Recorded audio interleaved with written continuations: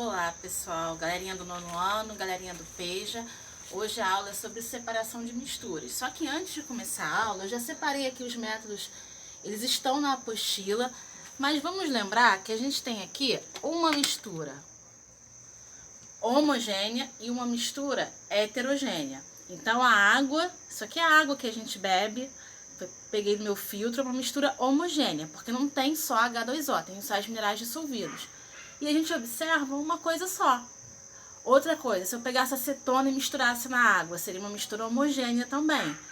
Então, eu não ia saber onde está a água, onde está a acetona. Agora, essa aqui é uma mistura heterogênea e é um sistema bifásico, porque eu tenho aqui a água e aqui o óleo. Eu tenho duas fases.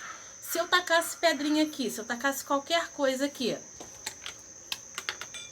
não, alguma coisa que afundasse, não tem problema não. Olha só, agora eu tenho um sistema trifásico, ou então, aí é uma meleca de óleo, fica uma coisa linda, né? Aqui dá pra ver melhor, o sistema trifásico, uma mistura heterogênea.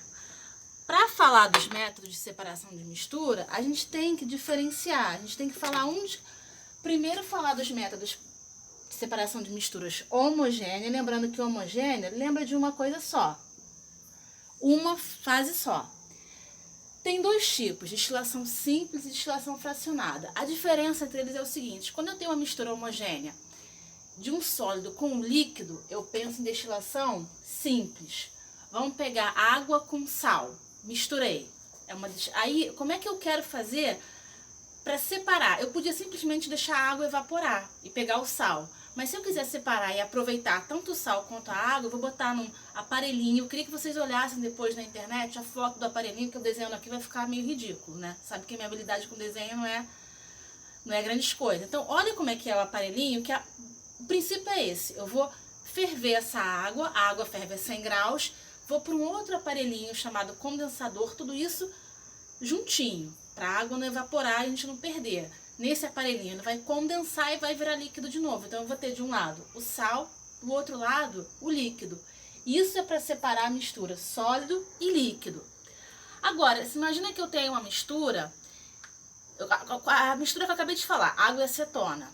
Como é que eu vou separar? Eu tenho líquido, dois líquidos com pontos de ebulição diferentes. O ponto de ebulição da acetona acho que é 58 graus, 50 e pouco. O ponto de ebulição da água é 100. Então eu vou colocar num aparelho um pouco mais sofisticado que o da destilação simples. E quem é que vai evaporar primeiro? Primeiro vai ser a acetona, porque é 58. E nesse aparelhinho eu coloco, quando a água vai ferver, eu coloco algum impedimento quando a acetona ferve, que ela ferve primeiro, o vidro, algumas coisas no condensador para não deixar a água evaporar. Para deixar só o que for mais leve primeiro, do que entra em ebulição primeiro. Então a acetona vai entrar em ebulição e vai condensar, tomando cuidado com a temperatura, porque se chegar a 100 graus, vai a água evaporar. Eu não quero, eu quero separar a água da acetona. Então, peço para vocês olharem foto bonitinho, mas lembra o seguinte: destilação simples, sólido e líquido. Destilação fracionada, líquidos. Petróleo, por exemplo. Petróleo é formado por vários líquidos diferentes. Então você vai na destilação fracionada. Cada um vai entrar em ebulição num tempo diferente. Você tem que conhecer os pontos de ebulição. E uma coisa, esses pontos não podem ser muito próximos, porque senão fica muito difícil você controlar. Vai acabar evaporando os dois e misturando de novo. Eles têm que ter uma distância, como a água e a acetona, 58 e 100. Agora, para mistura heterogênea, a gente tem um monte de método aqui. Até tem mais do que está aqui. O primeiro que eu coloquei, eu segui a ordem da apostila, é a decantação. A decantação é basicamente o que tem aqui. O que acontece? O componente mais pesado, ou mais denso, que eu prefiro essa palavra, ele vai ficar embaixo. E o menos denso vai ficar em cima. Aí depois eu vou ter que dar um jeito de separar. Bom, para eu separar esse aqui, eu vou pegar. Agora imagina que eu quisesse separar esses dois. Eu vou botar num funil, que é em laboratório também, que tem chamado funil de decantação, que aí eu vou conseguir separar a água vai descer e vai ficar o óleo. Existe uma diferençazinha muito tênue entre decantação e sedimentação. A gente chama de decantação, algumas pessoas chamam de de sedimentação, isso aqui, quando vai para baixo. E de decantação, quando eu separo esses componentes. Então, por exemplo, água e areia. O que acontece quando você mistura água com areia? A areia não vai dissolver na água, ela vai descer, ela vai sedimentar. Aí eu pego um funil e tiro a água. Então seria sedimentar quando a areia desce. E decantar quando eu vou e tiro com o funil essa água. Mas se você chamar tudo de decantação, você também não está errado não.